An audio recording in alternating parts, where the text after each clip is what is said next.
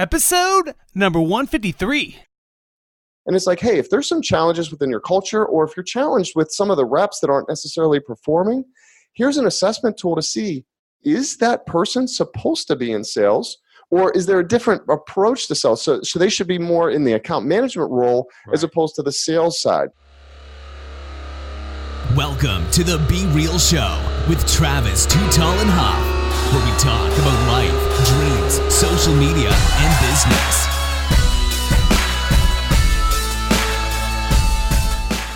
Well, hello and welcome to the Be Real Show with Travis Too Tall and Huff. Folks, I'm fired up today because in all reality, we might be doubling your sales after this podcast. I'm pumped up because I got our featured guest, Mark Jamnik. Mark, are you ready to be real? I am ready to be real. Thank you so much for having me on the show. Really appreciate it. Absolutely. Mark is the founder of Systemize Sales, which is a sales process company helping sales professionals and probably business owners as well follow a proven home story sales success program.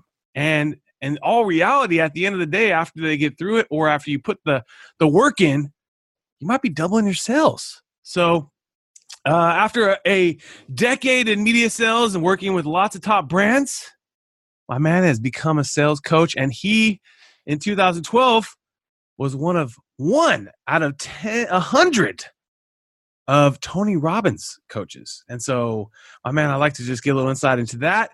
And since coaching, he has directly helped mentor over 300 CEOs, managers, and sales professionals from all over the globe. And his simplifier title says it all.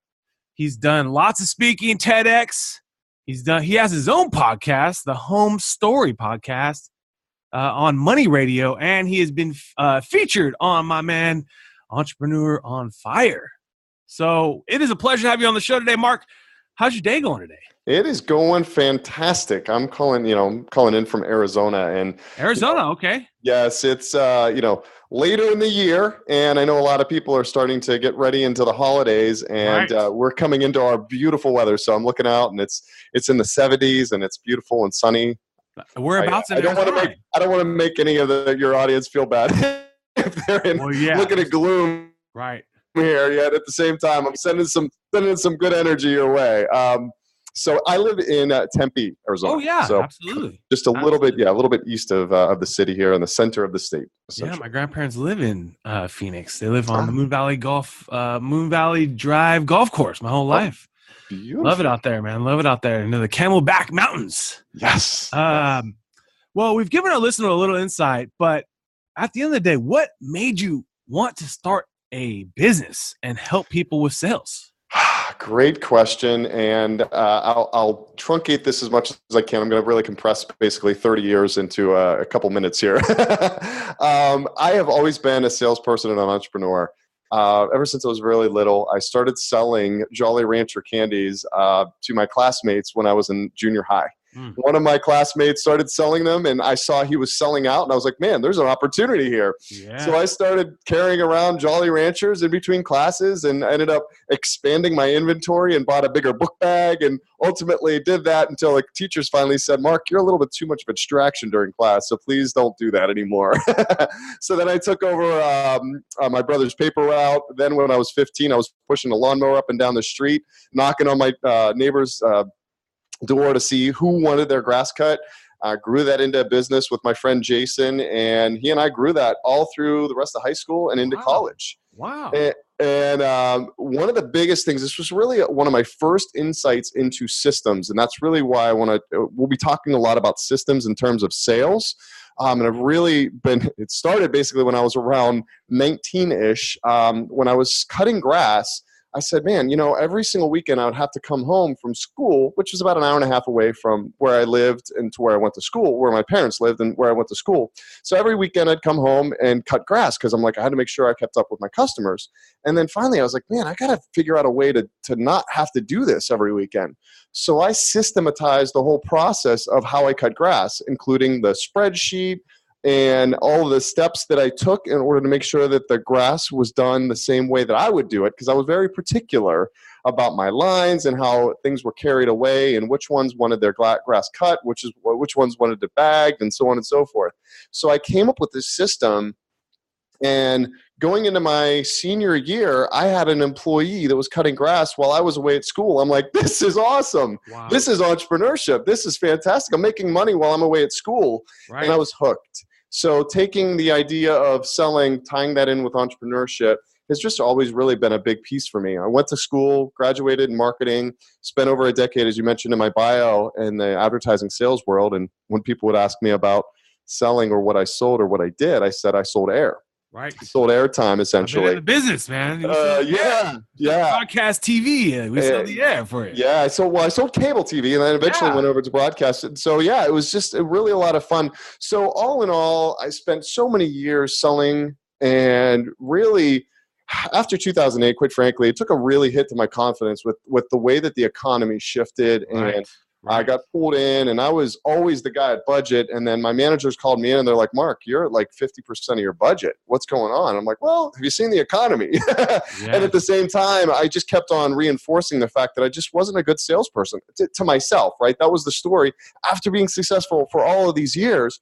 And so a really big piece I want to talk about today is the mindset that we could all sometimes fall into. And after literally spending well into like 15 years of my life in sales, I started telling myself the narrative that I wasn't good in sales, and I didn't want to have to do anything with it. Wow. And so that's where I was like, man, I got to get out of this business. I got to change and go and have my own business. And I was running from sales. So I think so many people will look at sales as a bad word. And I went through that period myself. I didn't want to be a salesperson. I'm not a great salesperson, right? And that's what I kept on saying to myself. And over the next few years, I was coaching other people to help them with sales, because I'm like, well, hey, I can help them coach. I could coach them to sales. And what I realized in the whole process was I was helping to coach all of these other people succeed and do their best sales. I began to coach myself back to me being a great salesperson. And so it really kind of is interesting. Napoleon Hill said it many, many years ago that, if you really want to help yourself, help others. Right. And in that process, I realized that while I was helping all of these other people, and just so super excited for all my clients to achieve the goals that they had set, I was realizing that I was helping to rift and change my own mindset, my own beliefs around what I thought of how bad of a salesperson I was, into the mindset that I needed to change it into, of how I am an effective salesperson and how I love sales, and how I really do know that when you sell something that you believe in, that's what precedes any of the words that you create. It's really you're being sold yourself. Zig Ziglar has the famous quote, and a lot of people haven't necessarily heard this, but I followed a lot of things that Zig has shared over the years. And he said the last 4 letters of enthusiasm are IASM. And it's an acronym that stands for I am sold myself. Ooh. And after hearing that for many years, I realized that for a long time, when I was talking and telling all of my less than stellar belief systems in myself on how bad of a salesperson I was, when I really became aligned with who I really am and what I've really been able to do in my life, I got sold myself on helping myself and others to sell. Ooh. It's a good. You just went with it. You went with your gut. You went with, and like you said, I mean, at the end of the day, you help others. It goes tenfold back to you. I think it's one of those things. You don't even know how much more success you have, Mark, because the help you're doing people right now. Agreed. Yeah, and look, this is about being real, and that's why I wanted to share the story of, it's not all sunshine and rainbows, right? And at the same time, you get to learn lessons along the same lines, and as you look back, you could really see the meaning behind each and every single one of these things. Had I not had some of those insights, I wouldn't have the perspective that I do on how many people dislike sales. Right. Oh yeah, you told me you speak at the marketing school, right? For, the local school here. Yep. And you start to say, hey, guys, how many of you want to be in sales? And everyone looks around and they're looking at each other, and there's like barely like one or two. I said, hey, you need to stick around this guy or gal. They're the ones that are going to be, seeing the bigger picture here, because life is sales. If you're going to, flip it right back to them, how are you going to get a job if you don't sell yourself in the interview? Right. Is your resume going to sell itself? I better be really good. I better jump off the paper and smack them in the face, because people are able to do job applications on Facebook. I mean, we did a job posting yesterday on Facebook and got like 50 or 60 applications in like a day, and how are you going to stand out amongst the 50 if you're just doing what everyone else is doing? Right. It's the person that comes into the dealership, this is auto dealership, that comes in and says, hey, I want to work for you guys. I love what you're doing. You're building this huge, awesome, amazing new dealership, and I want to be the face of it. That's the person that's going to get the job. And that's selling yourself. I mean, it's not hard. It's just you're being persistent. You're being I personally like the educational sales, where you're explaining what you offer, but you're not pushy, because we've all had that salesperson, and you say, hey, I'm interested in a demo. And next thing you know, you're getting like sales drip from them every day. You're getting like random phone calls from them from different block numbers and different random numbers. And it's like the same person. And it's like, if I'm interested, I will be ready to talk to you. But I was just browsing, maybe, So personally, I just like, and that always kind of lets the college kids especially know, hey, part of sales is just educating. It's not, you're like a teacher, if you believe in what you sell and you educate, people are going to want to do business with you. Right. I mean, it's not, you don't have to force them. If someone's wanting to buy a car, a Jaguar or a Lexus, they're going to buy a car. You don't have to force them. You just got to show them the options and tell them what availability they have, and tell them the new cool things this one has versus this one. And I mean, that's all it really is. Yes. So I think we need to also, as a nation, redefine what that word is. And also understand that not everyone is ready to buy at every single moment. Right. That's the biggest distinction that Absolutely. I think a lot of people need to realize. And I believe there's a gentleman by the name of Dan Lee that I watched some of his sales pieces, and he talks about the amount of people that are in the market at any time is anywhere from like 3 to 10%. So like 3% are like, yes, the next opportunity I'm going to basically be buying.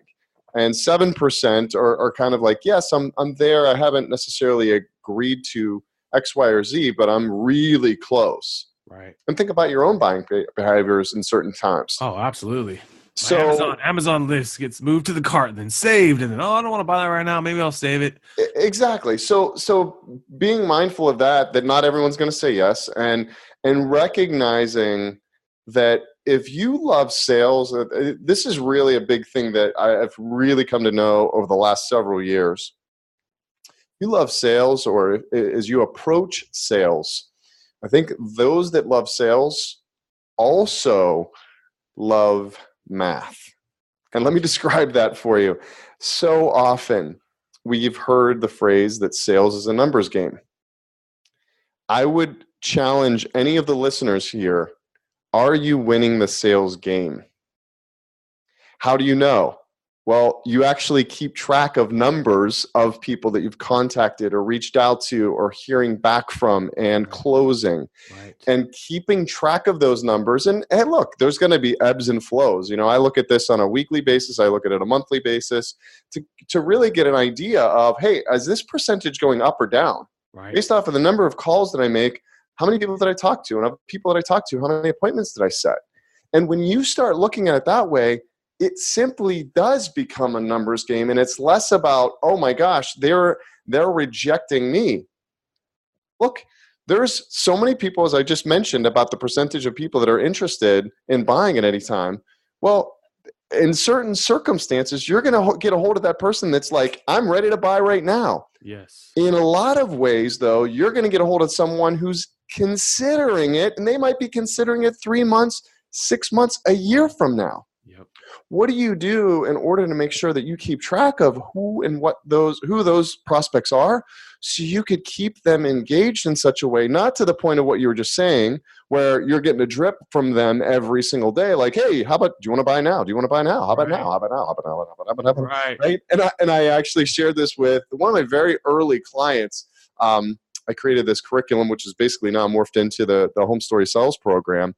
And what really came about was I created all these modules, and one of the modules, the most popular module, and so many people, when they're going to hear this, they're going to be like, yes. The module is called How to Be Persistent and Not Pesky. Got you. And pesky, a pesky salesperson sounds like this. Hey, do you want to buy now? And Travis, you just say no. Just say no. No. Hey, how about now? Do you want to buy now? Like, hey, what do you think now? I'm good. Okay, what about now?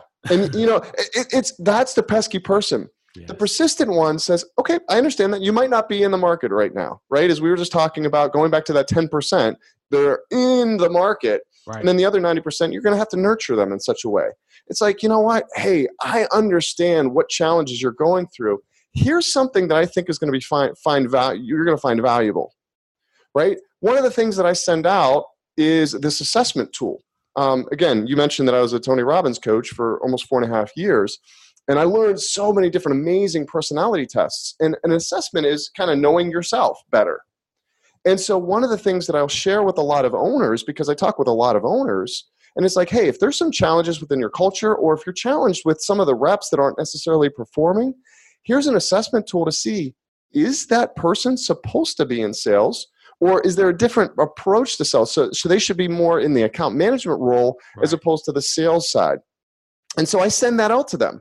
If they're not interested right now, it's like, hey, you know what? Here's something of value that has nothing to do with me, yet it has something to do with your business. It's going to help your business grow in such a way. That's cool. And I would encourage those that are going to be persistent to find a way to add value to them. And I've heard this being preached from Tony for many, many, many years. It's like, the customers, the individuals and the businesses that do really and exceptionally well in this market, they add more value than anyone else. Yes. The trick is you've got to add value that is valuable for your audience. And which means that you've got to really understand who your audience is. Yeah, that could be hard for some businesses too, because they're like, oh, I got this line of business, Mark, that's like my wholesale, Mm-hmm.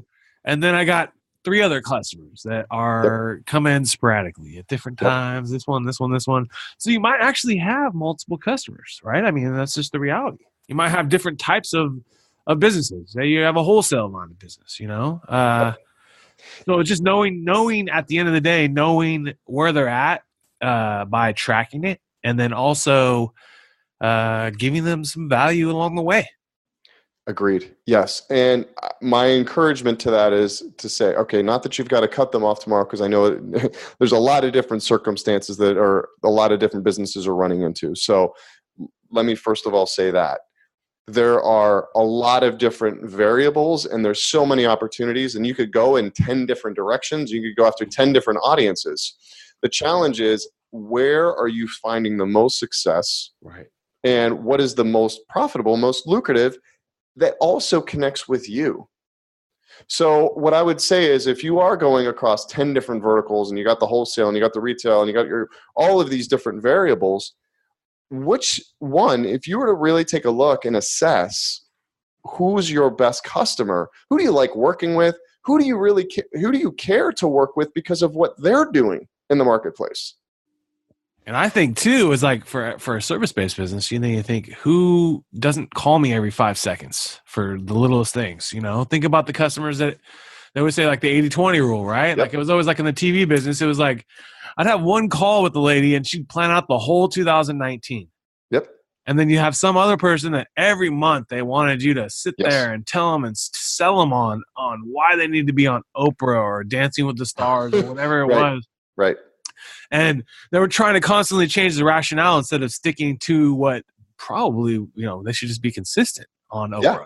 Instead of being like on Oprah and the next thing you're on this channel, next thing you're on this thing, you're just like, people are going to forget you after a month.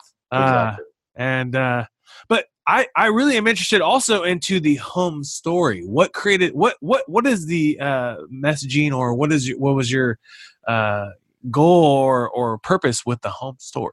Well, the home story is it's meant and intended to really come back to the heart of the matter.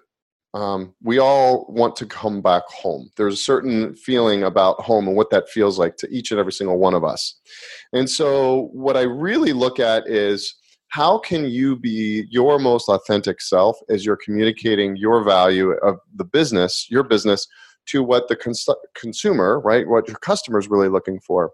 So the home story is really defined in such a way that helps you get clear and cut through all of the clutter that's out there, and to simplify it down into the essence of really what it is that you're looking to accomplish for your business, as well as the community and your customers.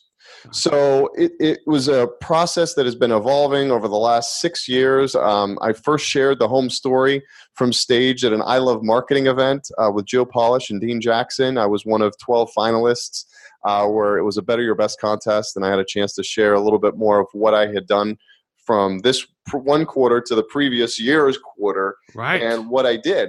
And when I was sharing my home story, there were a number of people that came up to me. They're like, "Hey, what was, I voted for you, in the process." And I was like, "Man, I'm really onto something." There was people that were connecting to it, and it's morphed and it's evolved. And really what I would say is what that started out as and what it's really morphed into as I've cut away a lot more, as I've simplified my own business. Right. It's very easy to add things. And the best analogy that I give is you may or may not like Apple. At the same time, you cannot dispute the fact that it made a huge ripple effect in the world on what it's done within our telecommunications world, right? Oh, yeah. And the simplicity of that phone. Right. That phone had one button, essentially, right? I mean, Yes. It's got the home button. All the buttons on it. Back even eliminated that. Now, there are a couple buttons on the side, but overall, you had the main functionality of that phone with one button. Right. That takes enormous clarity to get it down to the simplicity of what that really does to function. And so what I've been doing over the last 6 years is I threw a lot of things up against the wall, and then as things have really kind of worked, and as I've applied things, as I walk my own walk and talk my own talk, I eliminate things in order to get down to really the cut of what it is, so that I get it down to that Apple one button to make the difference. And so that's really what the home story is. It's the essence. It's a way for you to simplify and stay focused on your customer, what you deliver to them, and how you can really achieve what you need to achieve in the most simplistic way. Not saying that it's easy. It's simply just saying, what can you do that's creating a habit that will help give you the benefits that you need? So I like, as I mentioned earlier on in the podcast here, about systems. Right. I created a system for how to cut grass. Well, I've also done the same thing for how do you sell? How do you sell business to business when that business to business sale is not going to happen tomorrow, or it's not going to be an Amazon sale, where it's going to take some time, it's going to take some energy, it's going to take some effort, it's going to take maybe 3 months, 6 months, a year, or more. Oh, how can you find something that's going to be able to create a duplicatable process in your sales system, so that you know that every time I do X, then Y is going to happen, or every time I do Y, Z is going to happen? And that's really the idea of what the home story is. It's a program. It's a system that has been designed to help you duplicate sales results so that you can double sales. Everyone likes that number.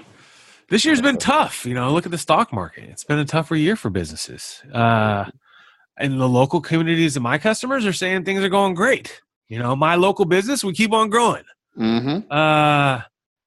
But if you're Salesforce.com, are people looking at cutting your service out because there's some other cheaper free product? These software as a service businesses that have, high monthly recurring revenue.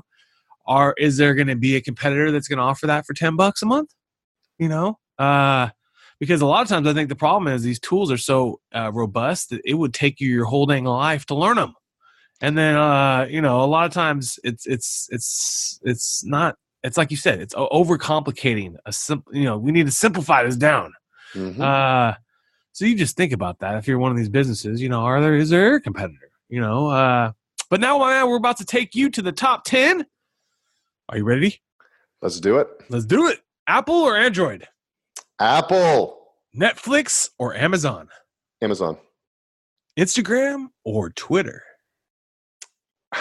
I don't do either one of them a lot. I would say more Instagram. Instagram. Chicken or steak? Tend to do chicken. Chicken, me too, yeah. Laptop or an iPhone? Laptop. Me too. The iPhone is great, but you still can't get the productivity you can get out of a laptop or a desktop. That's exactly how I feel. I totally agree. It does a great job, though. It's very. Oh yeah, I mean, look, I use my iPhone at the same time. When I'm doing a lot of typing or when I'm in front of a Google Doc, it's much easier to be in front of my computer on a Google Doc than it is on my phone on a Google Doc. Right. Yeah. Yep. An iPhone is just a brilliant tool. Spotify or Pandora? Pandora. Movies or video games? Movies. Reading books or listening to books? That literally is almost a split. I'm constantly reading, and so if I'm in my car, I'll be listening to an Audible book, and I will tend to read a book at the end of my day, or even in the middle of the day, or the beginning of my day. So it's probably a bit more split. Just usually you listening when you're driving or doing something else, maybe. Yeah, I was just talking with a friend last night, and we were just talking about music, and I'm like, I love music, so let me say that. And at the same time, when I'm in my car, I tend to be listening to some audio program or a Tony Robbins disc or something inspirational or motivational or a TED Talk or whatever. So I really love that. I heard years and years ago from Tony where he talked about net time, no extra time. And that's really a big thing for me of like when I'm in my car, I'm sitting in traffic and I'm learning something about whatever. And that's the beautiful thing. It's, not to say that I can't enjoy some songs here and there. At the same time, I really love the curiosity. There's so many good authors, so much good books out there now. I remember as a kid being fascinated with audiobooks just because it tells a different story in your head. Mm-hmm. Yep. And recently, one of our guests, Garen Jones, said, you now have a mentor when you have Audible. It's different when you're reading the book. It's in your language. It's in your voice. Yep. When you have an author or a speaker reading it to you, kind of have a mentor. It's a little different, so it's kind of cool. Stocks or crypto? Stocks, and I'm learning about blockchain at this point. So stocks right now. I feel more comfortable with that at this point, and I know where it seems like we're going. So I'm learning about the fundamentals of blockchain instead of just the crypto piece, because that's one aspect of it. Yep. So I'm really understanding a lot more of the blockchain. That's cool, man. I think it's impactful, very impactful. Oceans or lakes? Oceans. Nice. Why do you love being you when you wake up in the morning? Wow. That is a great question. I love that I can be so grateful for the little and the big things. I'll give you an example. I love cars, and I have a car, and I'll keep a car for about 8 to 10 years. And I bought a new car about 2.5 years ago. It's a used car, but it was a new to me car, and it's a fun, fast sedan, and love the car. Every time I get in it, the guy who bought it before me did some things to it, and it just sounds amazing. And I put some new wheels on it earlier this year, and I made custom center caps so that it actually looks like the car should have come from the factory like that. But it took me 8 hours to do these center caps. It took me about 2 hours per wheel to do these center caps. No one, 99% of the audience, anyone who passes my car will never know that. Right. And every time I walk up to my car, I appreciate those center caps as much as I do my entire car. Gotcha. If that makes sense, right? Absolutely. So I am so grateful that I could be so grateful for so many things, little and big. Yeah. I think everything and happiness is right around the corner from gratitude. When you're grateful for water and the simple things, you can be happy. Yes. So many times we get caught up in, I want this, and then, I want this, and I want this. And unfortunately, as most people know, people credit card debt's high, not a lot of savings in their bank, and they're just living on these impulse buys instead of, hey, you might not need these things to fill your closets and things to fill this if you're just grateful. Yes. And then obviously if you've had success, or even if you want to treat yourself, treat yourself, but absolutely. I think being grateful for just taking a hot bath or taking a hot shower, it's like that in itself is a gift if you don't see it. Yeah. This is a fun one. I'm going to share this one quick story for my friend Monica, who we were actually at this conscious capitalism conference a couple of years ago, and in the hotel that we were staying at, they had a nut bar, like peanuts and walnuts and all this stuff. And I was like, they've got a nut bar. And she's like, I can't get over how excited you were that there was a free nut bar in the basement of this hotel. And to this day, she still gives me a hard time for it in a very kind way. Playful. Right. Yet it's those little things that if you could find the joy and the happiness and the gratitude in those things, that is the road, I believe, to being happy and living in happiness. Yes. And a lot of times those things are free, or they're part of your, they are. The nut bar was free. Yes. Yeah, they're part of your deal. They're part of the deal. I'm sharing this with Monica for that very reason that I just mentioned. Tell me this: after a long, hard day of work, what is one of your favorite meals? Man, that's a good question. I really do love lasagna. My mom nice. There you go. Lasagna. She makes amazing lasagna. Now she actually lives on the other side of my parents live on the other side of the U.S. here. Yet, I actually really enjoy lasagna. Oh yeah, there you go. Yeah. Comfort, especially right now. This warm. Oh yeah. Weather's getting a little colder. Yep. What is a skill you're trying to master right now? I bought a new road bike last year. Oh, nice. Okay. So I've been cycling, and I just got a cadence meter for the bike, and just really trying to improve that. Just get out there on the bike and improve. How can I increase my cadence? Can I create my miles per hour? Just get a better workout overall. So right. I'm really looking to get better at that. So I'm working on getting out there cycling a lot more. How long do you typically go for? It varies. I mean, sometimes I just want to go out there. I mean, the trick for me right now is to get on the bike. Yes. So I've been working on just getting out there. But I mean, sometimes as much as 10 to 20 miles. And I mean, there's definitely been some times where I've gone out on 30-mile rides with some friends. So, right. But good. It's just, for me, it's a matter of just getting on the bike, right, and just getting in the habit of doing that, as opposed to the amount of miles that I put out there. Right. Absolutely. And my father is a lifelong biker. And the thing I found about my father is he doesn't have too many joint problems.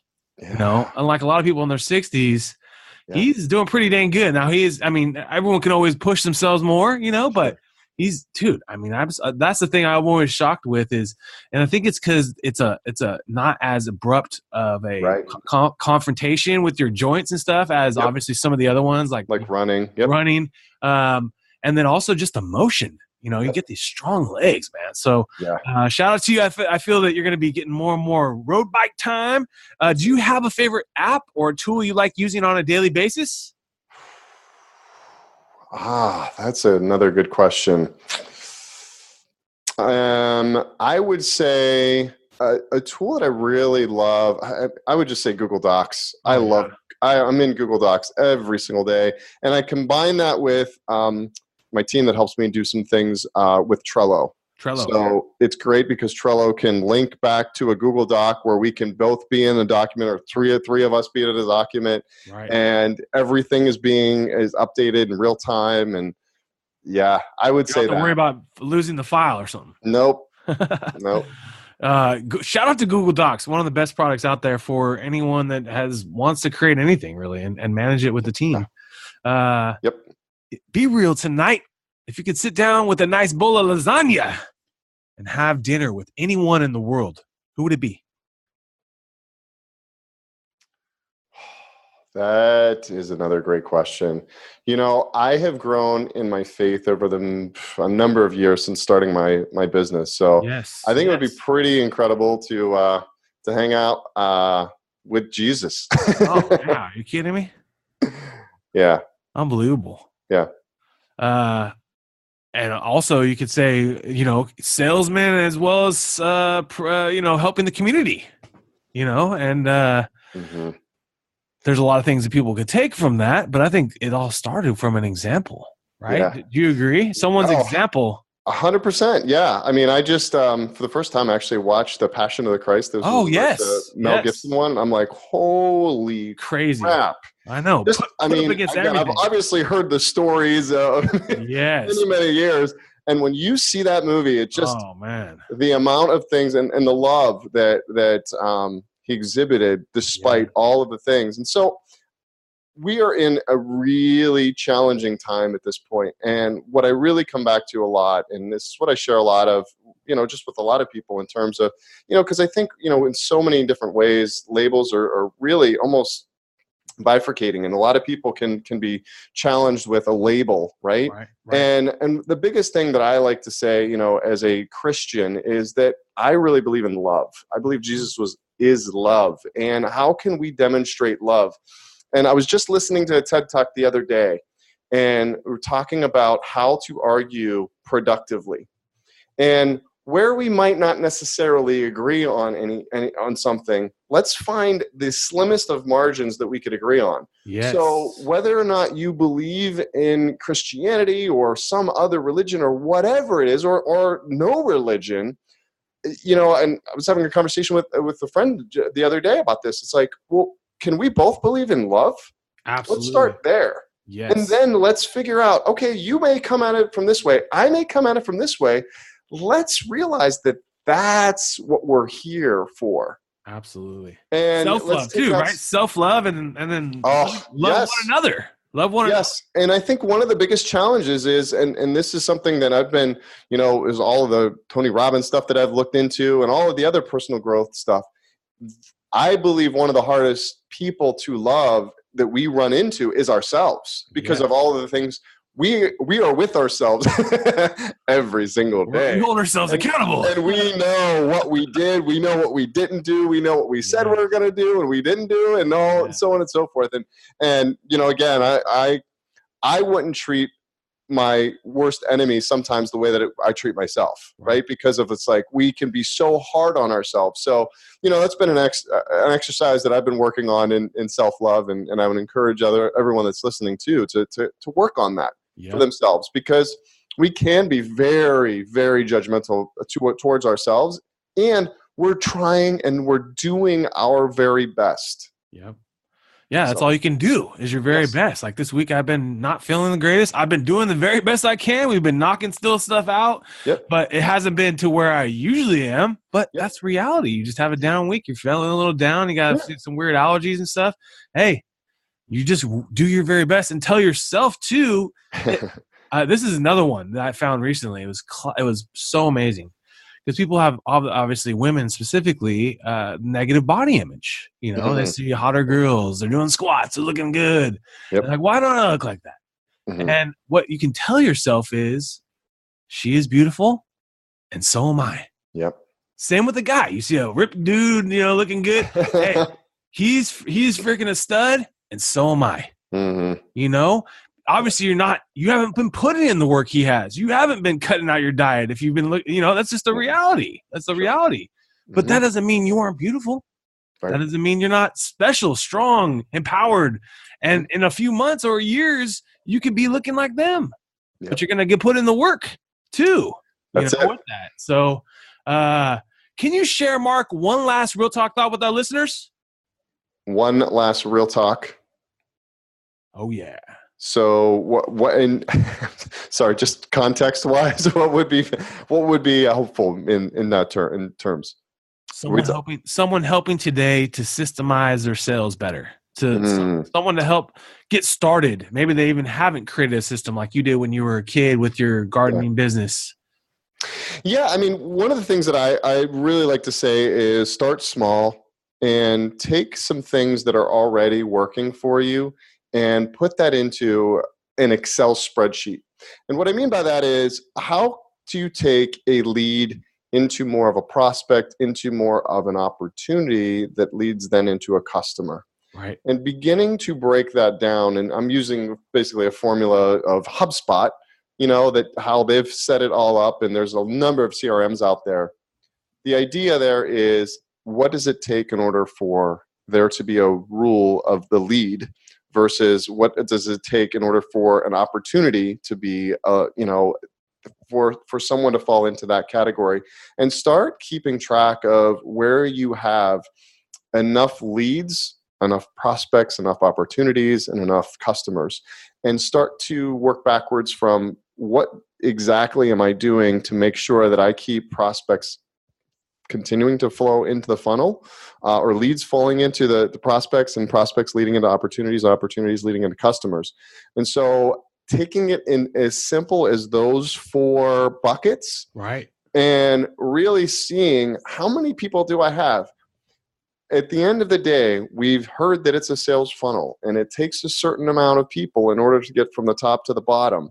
And there's going to be more leads in order for you to, there's going to be less and less customers than there will be, or there could be leads, right? So Right. how can you make sure that you have that sales funnel with the right numbers at the top that are always consistently pushing down to get to that ultimate customer that may, as we've discussed throughout this entire podcast, that may take 3 months, that may take 6 months, that may take a year.